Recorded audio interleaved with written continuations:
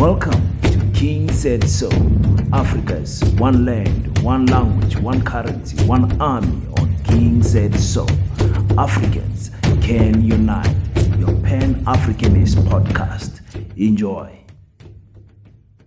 When you are a political party that is well-funded, a political party that has got absolutely no worries about budget, this is how you speak.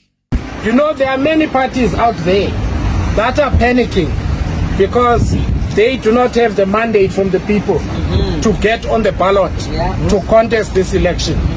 I want to say to them, they are welcome to join the train that is moving.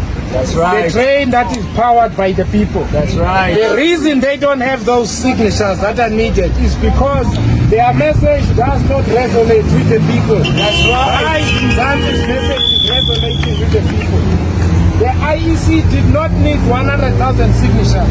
They needed less. But guess what the South African people said? They said, we will give you double the number of signatures that you need. That's right. So that we can make sure that you are on the ballot.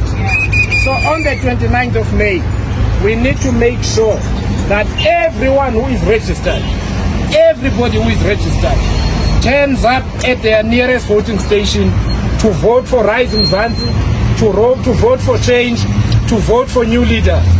But most importantly, to vote for a South Africa that is safe, prosperous, equal, and united in one generation.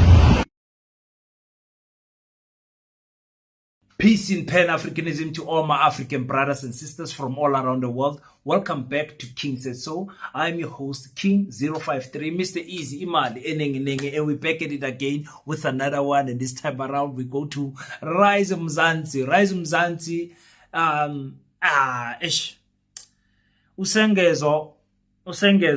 Songezo, the president of Rise Mzansi, has disappointed me with this statement.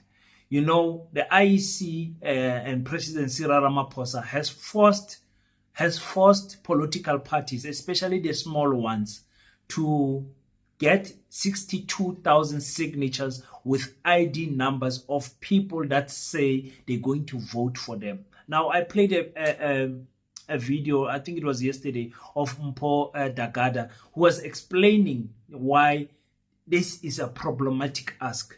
Besides the reason that the IEC has given these small political parties 2 weeks, actually it's 10 days, to get these signatures. I mean, 62,000 signatures with ID numbers of people that are registered in the political, in the IEC to vote for you.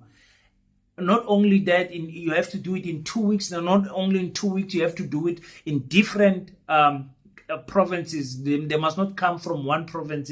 It's utter nonsense that the IEC did. It shows that there is no democracy, because now they don't only know who's going to vote for those people.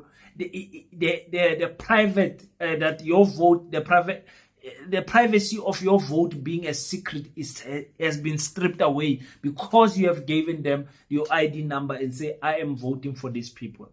Now, the smaller Nyana political parties are given absolutely no chance to fight. It is easy for Rise Mzansi to say these small parties, they are free to join them because their message that does not speak to the people in the ground, because they have the fundings. Some of these political parties, their owners fund their political parties from their pockets because they are not puppets to white people. And I'm sorry to use that, but that's exactly what Rise Mzansi is. Puppet to the Oppenheimer family. There is no way that they can come out and speak against these people stealing our minerals. They can't speak about taking back the land. They can't speak about those type of things, because it will disturb their funding that they are getting from Rebecca Oppenheimer. The Oppenheimer family, in order to fund these political parties, they're just giving money to family members. Say, you fund that party, you fund that party. One family. And of course, in South Africa, it is allowed, because a seat in parliament is being bought in South Africa. A seat in parliament has got a price tag on it. When you don't have money, you can't buy a seat. Long gone are those days where you needed integrity, you needed to be a leader in your community, you needed, a track record of leadership and all of that. Our Songezo, they don't have that. Or an editor of a newspaper coming to become a head of a political party. And then you have criminals that can come straight from jail, robbing people and doing all of these thuggery things, become politicians. In South Africa, is all for what is free for all. Free for all. Anyone can become a politician. You can literally kill someone, go to prison, come back from prison, open a political party. People will support you in South Africa. That is how low our standards are for politicians. And then we wonder why we find ourselves where we are in our country. It's because the standard that we have set, integrity is no longer a standard in South Africa. Anyone can become a politician. Anyone, a soccer player, anyone can become a politician. Anyone. You understand? Old person, young person, anything goes in South Africa. It's fine. If you have the money to open a political party, feel free to open it.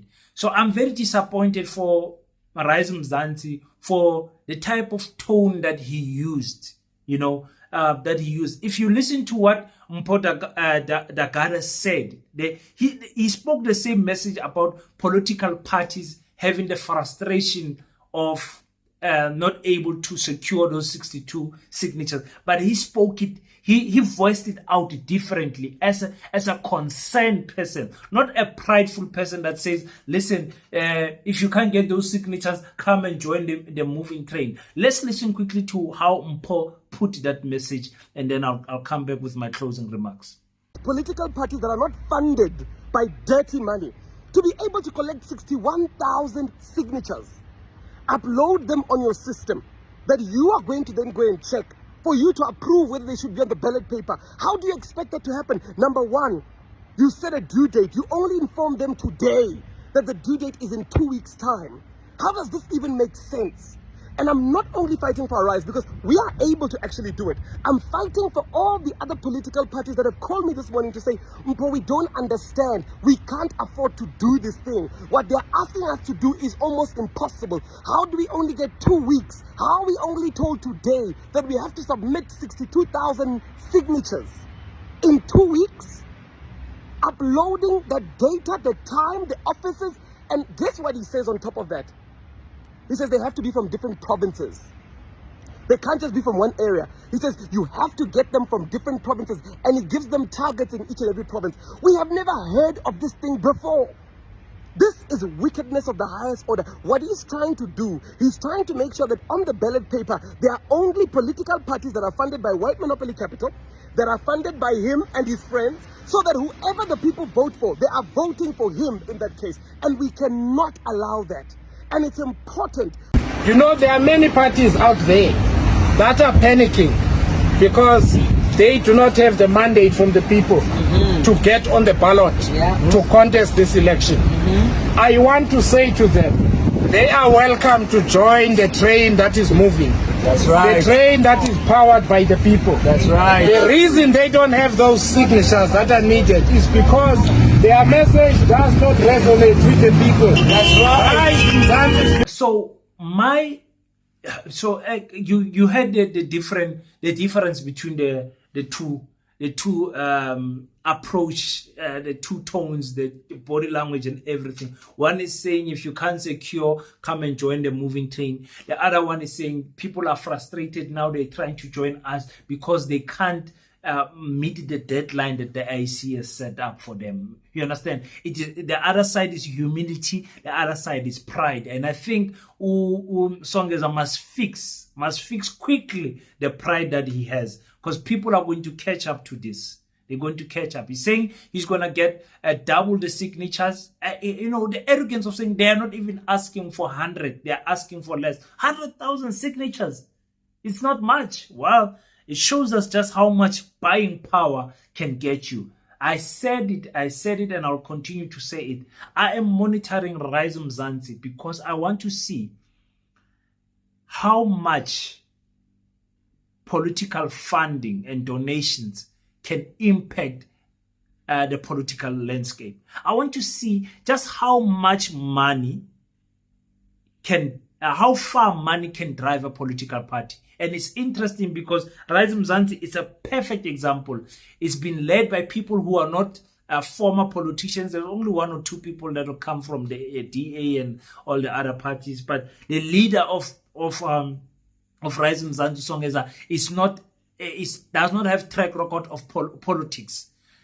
The party itself is not even 12 months old. I think it's turning 12 months in April. So it's very interesting to see just in 1 year, if you are properly funded, can you get a seat in parliament? I'm very interested to see that. I can't wait for the results to come out and to see if the Oppenheimer's game of dividing the black vote is going to work. I'm very interested. I'm sure some of you are very interested also. But tell me what you think on the comment section. Is it me who's hating on Rise Mzansi? Is what he said, the tone and how he phrased his words, was it okay? Is just me hating on white puppets and all of that?